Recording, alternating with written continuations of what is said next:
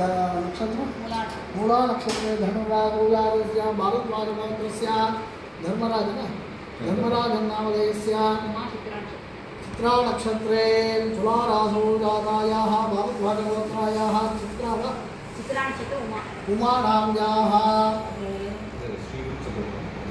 श्रीचोत्रोद्भवमेतस्य योगान्नसन्मस्वामिनन्दौ विद्यालक्ष्मी नमेतस लक्ष्मी हयवदनस्वामिनन्दिदौ सीता लक्ष्मण भरत शत्रुघ्न हनुमत् समेत रघुनंदन स्वामिनः ये नंगनायिका समेत श्रीरंगनाथ स्वामिनः यालर्मयर मंगानायिका समेत श्री श्रीनिवास स्वामिनः विदेवल्लिनायिका समेत श्री महासुदर्शन चक्रराज स्वामिनः गोदानायिका समेत रंगनाथ स्वामिनः दशावतारमूर्ति स्वामिनः अवतीर्णस्य आदम्बाक्रमग्रहारे भक्तजनानां सकुटुम्बानां यजमानानां सकुटुम्बानां क्षेमस्थैर्य धैर्य वीर्य विजय अभय आयुराश्वर्याणाम् अभिवृद्ध्यर्थं शरीरवर्तमान वर्तिष्यमान समस्तरोग पीडापरिहारार्थं वेदोक्त आयुः अभिवृद्ध्यर्थं अस्य यजमानानां सकुटुम्बानां विद्यास्थाने पदे पदे अभिवृद्ध्यर्थं उद्योगस्थाने पदे पदे अभिवृद्ध्यर्थं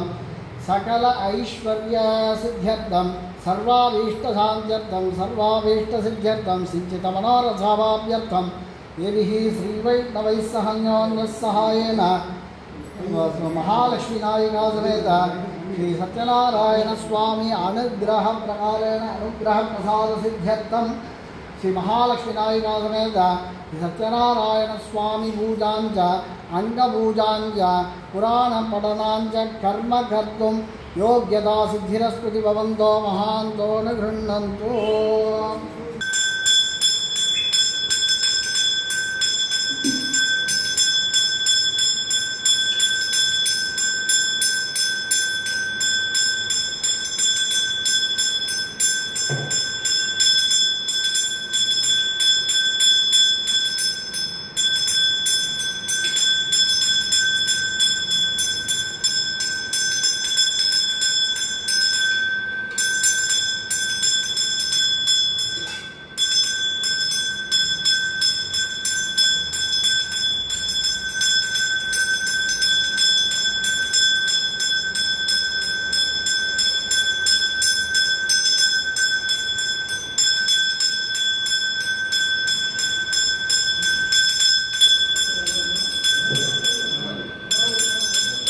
नमः आदबोधयामि ओम शेषसागिने नमः पुल्पबोधयामि ओम कालस्वरूपिणे नमः चन्द्रे ओम विश्वरूपाय नमः जानुनं पूजयामि ओम जगन्नाथाय नमः नित्यं पूजयामि ओम कमलनाभाय नमः नाभिं पूजयामि ओम जगत्कुक्षिणे नमः उत्तिष्ठं पूजयामि ओम लक्ष्मीवरभक्तस्थले नमः भक्तस्थलं पूजयामि ओम चक्रानहस्ताय नमः हस्तान् पूजयामि ओम चतुर्बाहवे नमः बाहुबलं पूजयामि ओम कमलनाथाय नमः ओम वासुदेवाय नमः ओम सनातनाय नमः ओम वसुदेवात्मजाय नमः ओम पुण्याय नमः ओम लीलामांशविग्रहाय नमः ओम श्रीवत्सकौस्तवराय नमः ओम यशोदावत्सलाय नमः ओम मलये नमः ओम चतुर्भुजाक्षसक्रादिगारासङ्कात्मजाय नमः ओम देवकीनाथनाय नमः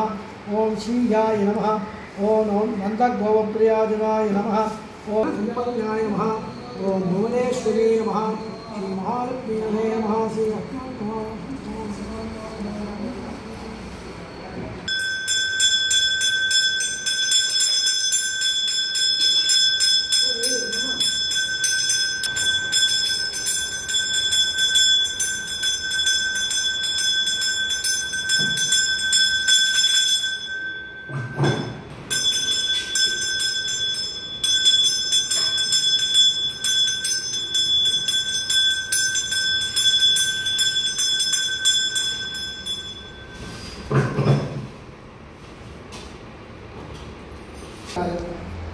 ஓர் புண்ணியகாலமாகிய அந்நாளில் சௌனகாதி மகர்ஷிகள் நைமிசாரண்ய வனத்தை அடைந்து அங்கு வீற்றாரான் என்ற சுத்தபுராணிகளை நோக்கி நமஸ்கரித்து ஓ மகாத்மாவே பூலோகத்தில் ஜன்மித்த ஓர் மனிதன் தான் கோரிய தனம் தானியம் பசு புத்திர ஸ்வர்கமோட்ச முதலாகிய அடைய வேண்டுமானால் என் விரதத்தை அனுஷ்டித்து அதன் பலனாக சித்தி அடையலாம். அதை எங்களுக்கு தயவு கூர்ந்து திருவருள் மலர் தர வேண்டும் என கேட்டார்கள்.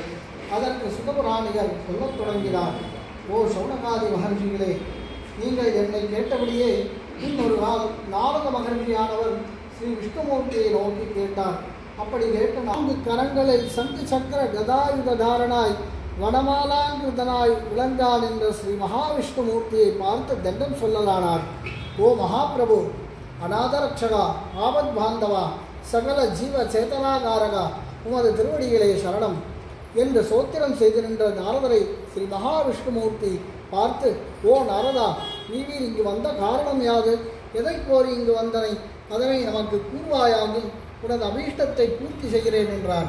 உடனே நாரதர், சுவாமி, பூலோகத்தில் சகல ஜனங்கள் நானாவித துக்கம் அனுபவித்துக் கொண்டு பாப்ப கர்மங்களால் அல்லல்படுகிறார்கள்.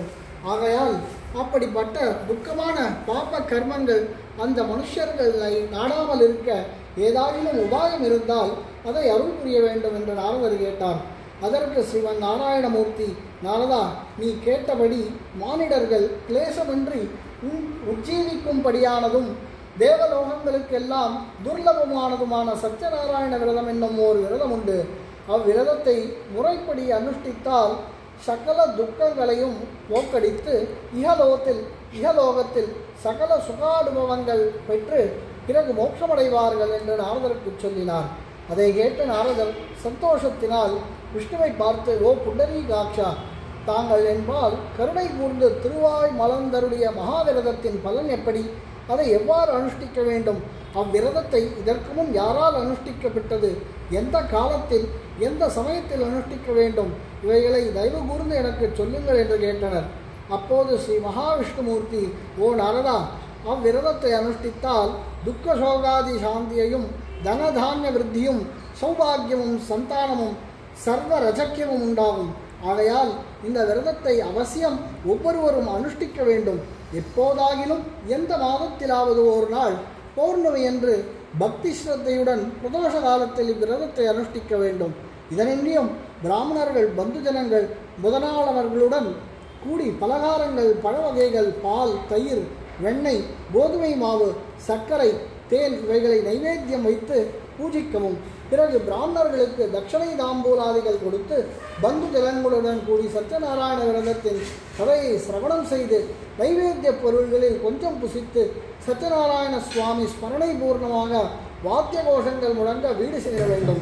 இந்தப்படி மானிடர்கள் விரதம் அனுஷ்டித்தால் இஷ்ட சித்தி அடைவார்கள். இதுவுமின்றி கலியுகத்திற்கு இந்த சத்யநாராயண விரதம் கோரிய பலனை கொடுக்கக்கூடியது என்று முன்பு நாரதருக்கு மகாவிஷ்ணு திருவாய் மலர்ந்தருளினார்.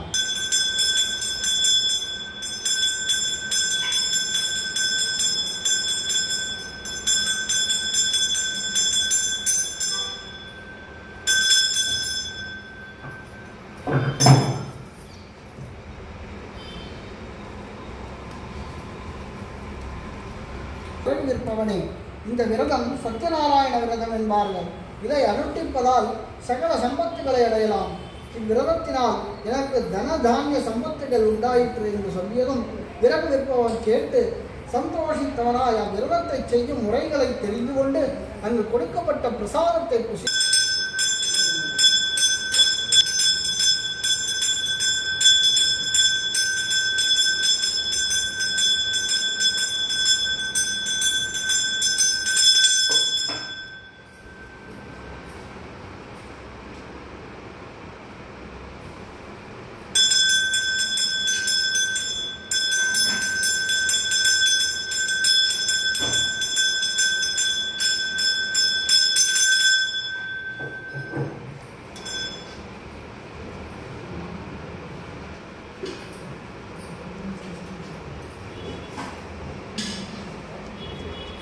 மூன்றாவது அத்தியாயம். சௌனகாதி முனிகளே, இன்னும் சொல்லுகிறேன் கேளுங்கள் என்று சௌனகாதிகளுக்கு சுகபுராணிகர் சொல்லுகிறார். அங்கு விரதத்தின் கதையை கேட்டு அங்கு கொடுக்கப்பட்ட பிரசாதத்தினை அருந்தி சுவாமியை தோத்திரம் செய்து பிறகு தனது வீடு சேர்ந்தனர். வெளியே சென்றிருந்த தனது மகள் கலாவதி வரவை தாயாகிய லீலாவதி கண்டு, குழந்தாய், நேற்றைய தினம் எங்கு சென்றாய்? ஐயா வைசியாமிகளே, உமது இருப்பிடம் செல்லுங்கள் என்று சொல்லி அரசரிடம் விடைபெற்று வைசியர்கள் தமது சொந்த ஊரை நோக்கி புறப்பட்டார்கள்.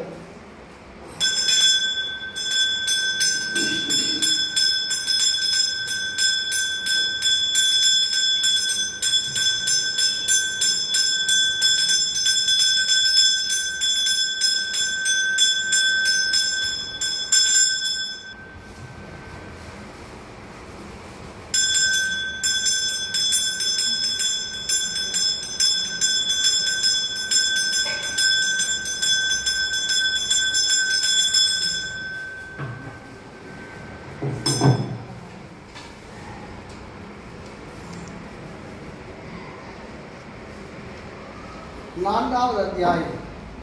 அப்படி தமது நகரத்தை நாடி புறப்பட்டு தனது பொருள்களை கப்பலில் பத்திரப்படுத்திக் கொண்டு சில பிராமணர்களுக்கு தானம் கொடுத்து போகும்போது ஸ்ரீ சத்யநாராயண சுவாமி திருக்கண்ட வேஷதாரியாரை வைசியர்களை பார்த்து கூறினார்கள். பிறகு லீலாவதி மிகவும் சிந்தையுடன் தனது பக்தாவாகிய சாதுவை பார்த்து வினவுகிறாள். ஓ சுவாமி, நமது மருமகனும் கப்பலும் பொருளும் காணாமல் மாயமாய் போன விடயம் எந்த கடவுளின் திருவுள்ளமாயமோ அதை நாம் அறியோம். சத்யநாராயண மூர்த்தியின் மாயலீலைகள் காண எவரால் முடியும் என்று சொல்லி விசிறப்படும் சமயம் கலாவதியை கூட்டிக் கொண்டு பந்துக்களும் புறஜனங்களும் அழ ஆரம்பித்தார்கள். காணாமல் செய்தேன் என்று சொல்லி மறைந்தார். அதை கேட்ட கலாவதி மெய் மறந்து திரும்பி வீடு சேர்ந்து திரிகண சுத்தியாய் பூஜா பிரசாதத்தை உட்கொண்டு மறுபடியும் துறைமுகம் சேர்ந்து பார்க்க ஸ்ரீவன் நாராயணமூர்த்தியின் அனுகிரகத்தினால் யசா பிரகாரம் கப்பலையும் தனது கணவனையும் இருக்க கண்டு மனமகிழ்ந்து பூரித்து யாவரையும் அழைத்து கொண்டு பழையபடி வீடு சேர்ந்து தாங்கள் அன்று முதல் சாது சத்யநாராயண பூஜையை பந்துரு மித்திரர்களும் கூடி பௌர்ணமியிலும் சங்கராந்தியிலும் இடைவிடாது செய்து கொண்டிருந்து அதனால் இகலோக சுக்ரானுபவங்களை பெற்று பரலோகத்தில் மோட்சமடைந்தனர் என்று சுதர் சௌனகாதியருக்கு சொல்லி அருளினார்.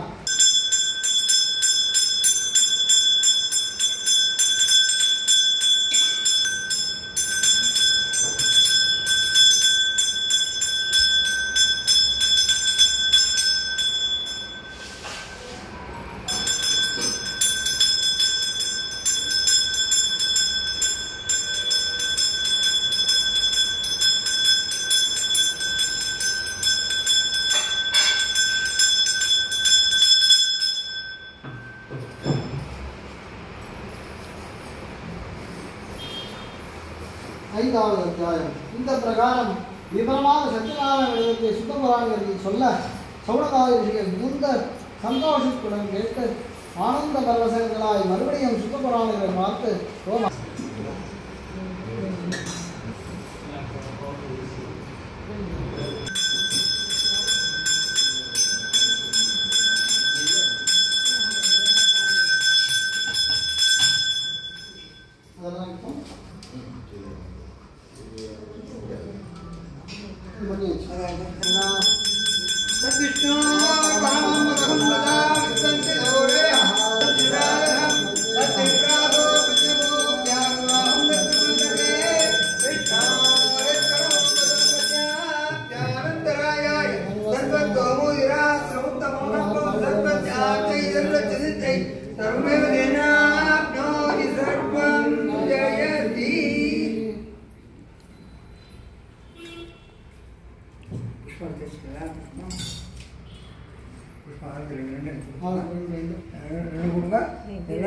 கலசத்தில் சேருங்கோ. கலசத்தை பெருமாள் சேர்க்க வேணாம்.